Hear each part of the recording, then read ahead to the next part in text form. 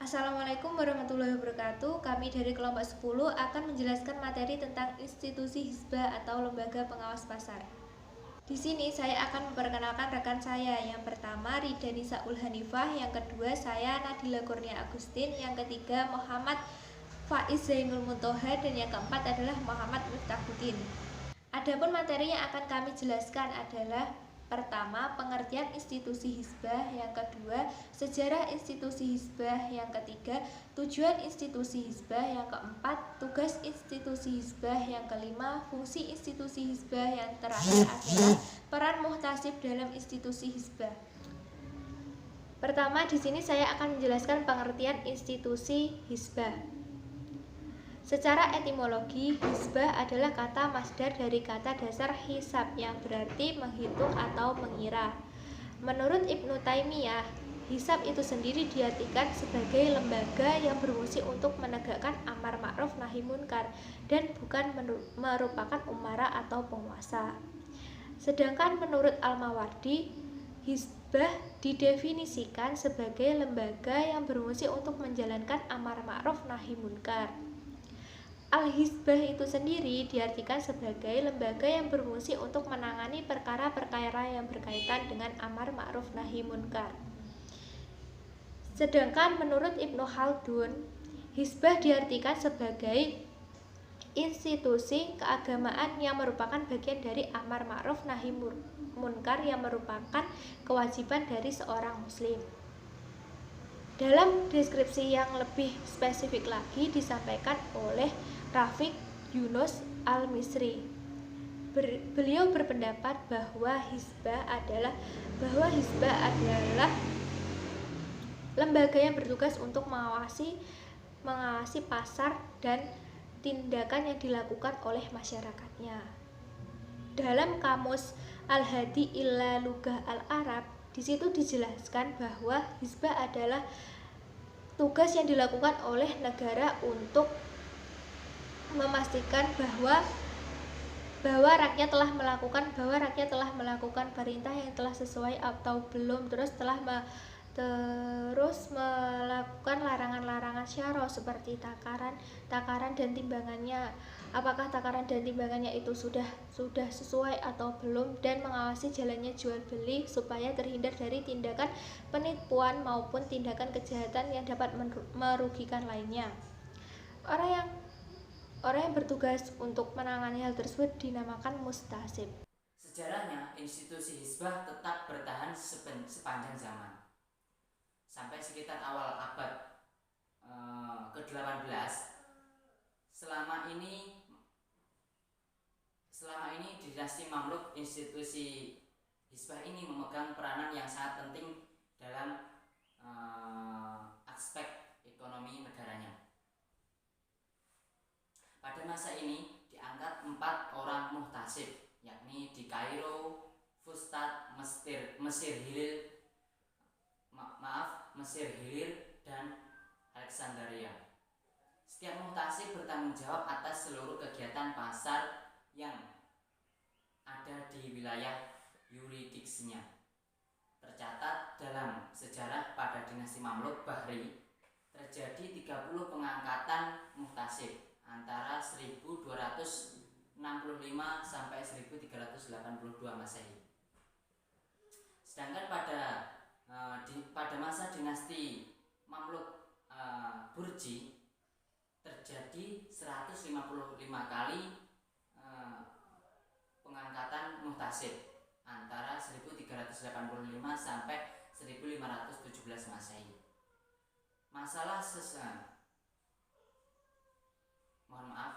Salah seorang diantaranya adalah Taqiyuddin al-Maqrizi yang diangkat pada tahun 1442 Masehi.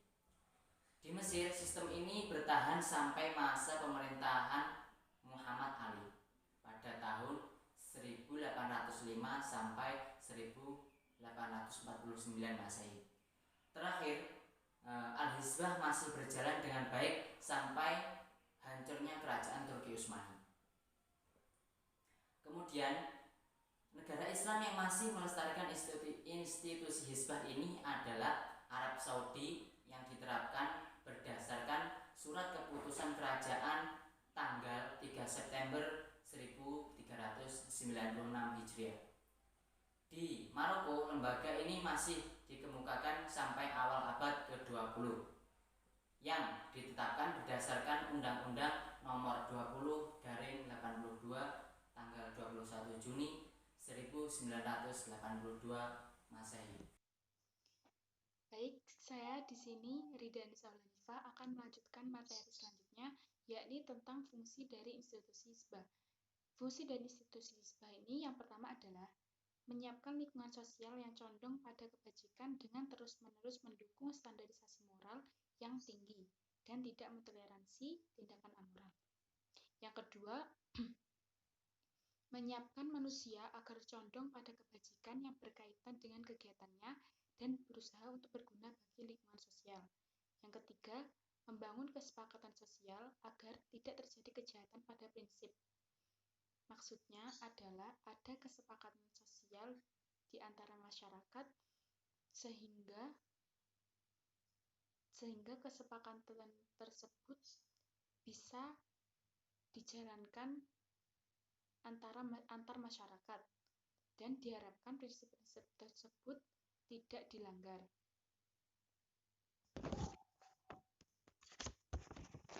Yang keempat, yakni mengembangkan, meramalkan, dan menyiapkan standar sosial yang tepat dengan masyarakat dan memastikan bahwa masyarakat mengerti tentang hal itu agar tidak ada kejahatan yang dianggap benar atau sebaliknya.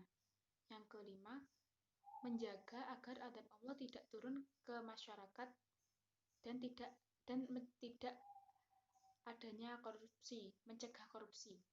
Karena sesungguhnya azab Allah akan kena pada setiap insan yang beriman ataupun yang tidak ketika ada kezaliman yang terjadi. Namun dia tidak berusaha merubahnya. Jadi, jika ada kezaliman yang terjadi dan dia tidak berusaha untuk merubahnya, maka insan tersebut akan terkena azab dari Allah meskipun dia beriman ataupun tidak. Yang keenam, meningkatkan status untuk menjadi manusia terbaik di mata Allah. Dengan penerapan hizbah ini diharapkan individu dalam masyarakat dapat menjadi individu yang baik di mata Allah dan mampu mencapai derajat takwa. Materi selanjutnya adalah tugas dari institusi hizbah. Tugas utama dari lembaga hizbah adalah melakukan pengawasan umum yang berkaitan dengan pelaksanaan kebajikan. Hizbah ini merupakan lembaga keagamaan dan hukum. Khusus untuk yang berkaitan dengan kegiatan pasar, lembaga hizbah mengawasi berbagai hal seperti perindustrian dan perdagangan yang berkaitan dengan administratif dan pemeliharaan kualitas dan standar produk. Hizbah secara rutin melakukan pengecekan atas ukuran, takaran dan timbangan, kualitas barang, dan menjaga jual beli yang jujur, serta menjaga agar harga selalu stabil. Assalamualaikum warahmatullahi wabarakatuh. Saya Muhammad Miftahudin akan menjelaskan fungsi dan peran institusi hizbah. Institusi hizbah memiliki beberapa fungsi, yaitu fungsi ekonomi, fungsi sosial, dan fungsi moral.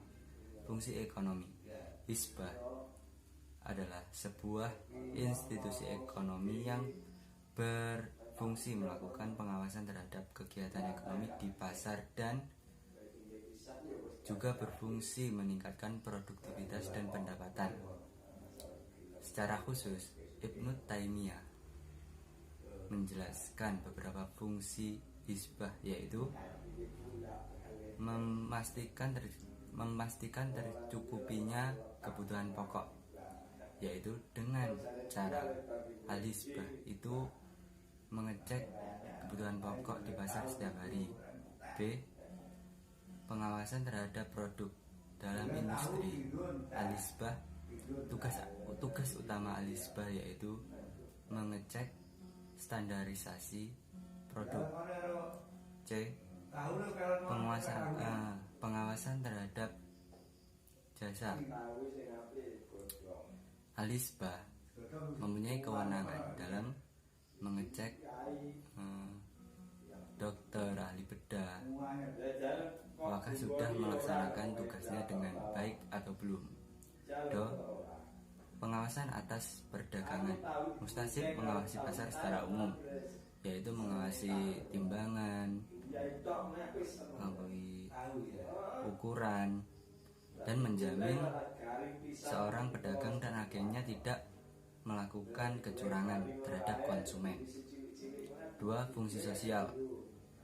Fungsi institusi Al-Hizbah adalah mewujudkan keadilan sosial dan keadilan distribusi dalam masyarakat.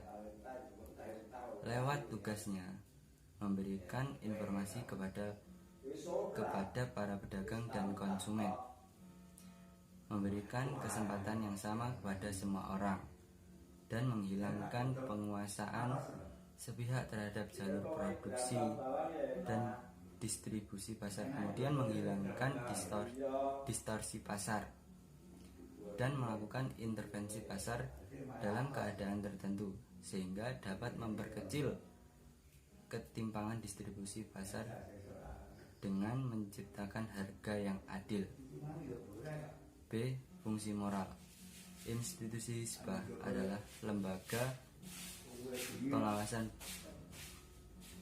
pengawas berlangsungnya moral dan akhlak Islami dalam berbagai transaksi. Tugas utamanya adalah mewujudkan perekonomian yang bermoral berdasarkan Al-Quran dan Sunnah. Pasar merupakan sasaran utama institusi Hizbah karena di pasar itu terdapat kecurangan. Sering terdapat kecurangan yaitu antara membohongi konsumen atau konsumen melakukan penipuan dengan uang palsu. Sudah itu fungsinya.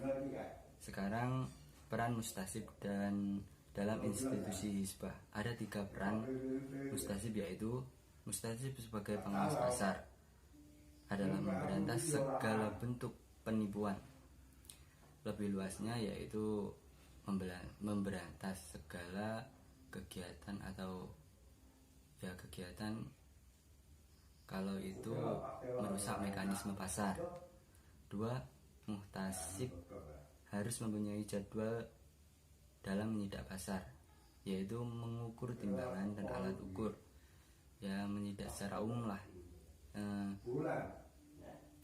dan memberikan hukuman terhadap orang atau institusi yang melakukan kecurangan di pasar dan melakukan